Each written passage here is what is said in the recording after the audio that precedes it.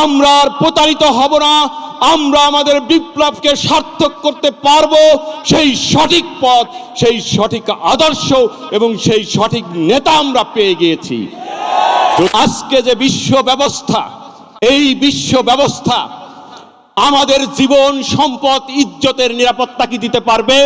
আজকে যে বিশ্ব নেতারা আমাদের এই বিশ্ব পরিচালনার দায়িত্ব নিয়েছে, তারা কি আমার এই বিশ্বে আমাকে জীবনের নিরাপত্তা দিতে পারবে?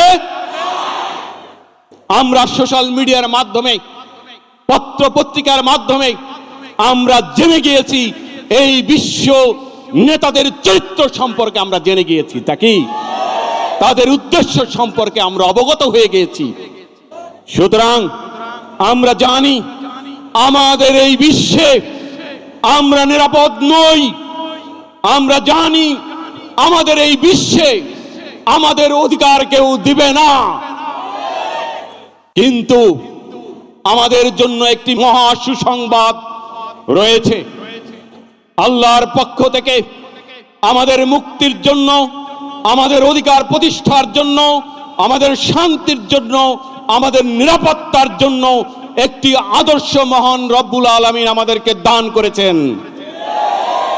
এবং এই আদর্শ মোতাবেক এই আল্লাহর জমিনে শান্তি প্রতিষ্ঠার জন্য যে মহান নেতৃত্ব দরকার, যে সঠিক নেতৃত্ব দরকার, সেই মহান নেতা আল্লাহ আমাদেরকে দান করেছেন।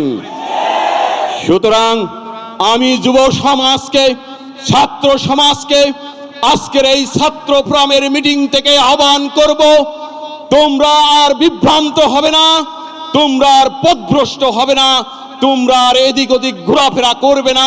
আমাদের এই জন্মভূমি, এই পৃথিবীকে আমরা যদি নিরাপদ করতে চাই, আমাদের ভবিষ্যৎকে যদি আমরা নিরাপদ করতে চাই, আমাদের সম্মানকে, আমাদের ইজ্জতকে, আমাদের অধিকারকে যদি প্রতিষ্ঠিত করতে চাই, তাহলে আমাদের আর বিভ্রান্ত হওয়ার কোনো সুযোগ নাই।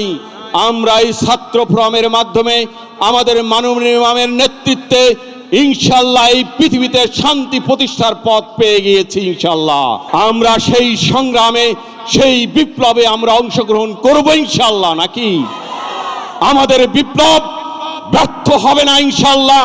ব্রিটিশের বিরুদ্ধে আমরা বিপ্লব করেছি, আমরা 52 ভাষা আন্দোলন করেছি, 71 আমরা মুক্তিযুদ্ধ করেছি, আমরা দুইবার স্বৈরাচ শাসকের বিরুদ্ধে বিপ্লব করেছি। আমরা দেখেছি আমরা প্রত্যেকবার প্রতারিত হয়েছি। আমি ছাত্র ফোরামের তথা বাংলাদেশের সমস্ত ছাত্রদেরকে অনুরোধ করব, আমরা বিপ্লবের সেই সঠিক পথ পেয়ে গিয়েছি, আমরা আর প্রতারিত হব না, আমরা আমাদের বিপ্লবকে সার্থক করতে পারবো।